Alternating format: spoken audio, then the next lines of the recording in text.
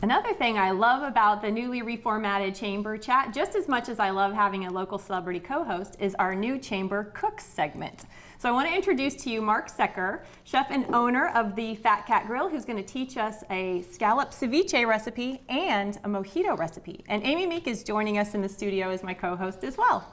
So Mark, what do you have for us? I see a whole beautiful array of all kinds of ingredients. What are we going to do with it? We're going to make a tropical scallop ceviche.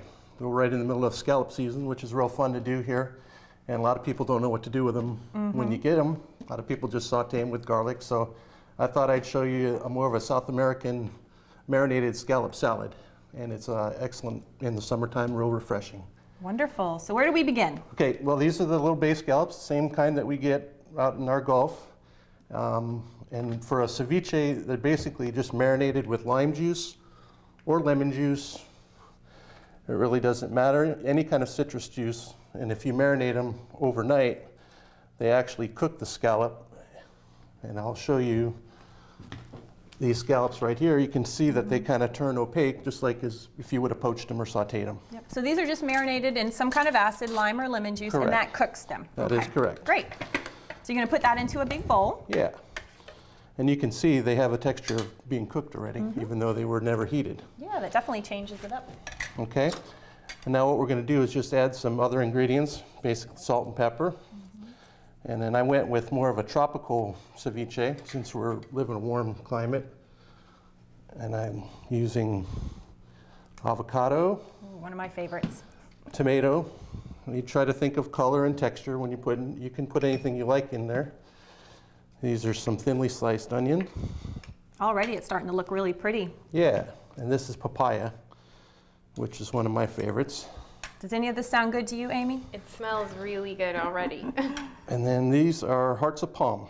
It's actual from the middle of a palm tree. Yep. And Amy said that there's a technical term for that here in Citrus County. What is it, Amy? Swamp cabbage. Yeah, That is true. And then I just do salt and pepper. Anything that you like, you can adapt this recipe. Some people like more onions, people put garlic. And I like a little spice. So I have a chili garlic paste, which I like to put in here. Kicks it up a notch, huh? Exactly. And then since we've drained all the lime juice out of there, we don't really have a lot of liquid. And I find that the lime juice cooks it very well. But if you leave a lot of it in, it gets a little too acidic. Okay. And what I do is I add a little orange juice to mine. Oh, wonderful. Yeah, it's not so tart. And that sort of helps to round out all the flavors? Yeah, and then a good olive oil. And then the key ingredient that I really like is cilantro. Again, if you didn't like it, you could put mint or parsley, anything you like. Fresh herbs make all the difference, don't they? We actually started an herb garden behind the restaurant, so we're growing all of our own herbs. Parsley, cilantro, basil. Wonderful. Now, would you let this sit, or is it ready to serve? It's ready to go. The main thing is marinating it overnight so that they're cooked. Okay. After that, it's ready to go. Great. And serving it up in a nice little martini glass like that is a perfect presentation. Yeah, exactly. Wonderful. And then we serve that with some blue corn tortilla chips, just like that. It's a nice little appetizer. Well, let's move on to my favorite, which is the mojito. We'll do that. Again, as I said, that we started an herb garden. So we started growing our own mint and stuff in the back. And a mojito, actually, this year I went to Puerto Rico for vacation. And everywhere we went, they made different kind of mojitos. Oh, great. So you got to try a lot of different ones. So that's kind of where I got the idea. Wonderful. And you're calling this a Kings Bay mojito. Correct. It's a little bit different because we're using a spiced rum in this one.